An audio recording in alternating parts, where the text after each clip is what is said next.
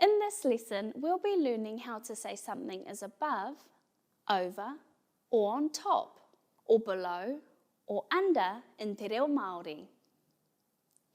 Here are some phrases to help you learn. Runga is the Māori word for above, over, or on top.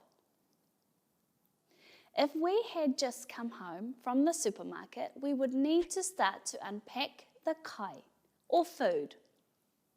We would say to our helper, hoatu te kai ki runga I te tepu. Put the food on the table. Hoatu ngā inu ki runga I te pai. Put the drinks on the bench. Once we have finished, that's enough mahi. The job is done. Let's have a rest. E noho ki raro. Sit down. If we are outside, we might see some things on a tree. He aha kei runga I te rākau. What's on the tree? The answer could be he āporo kei runga I te rākau. Some apples are on the tree.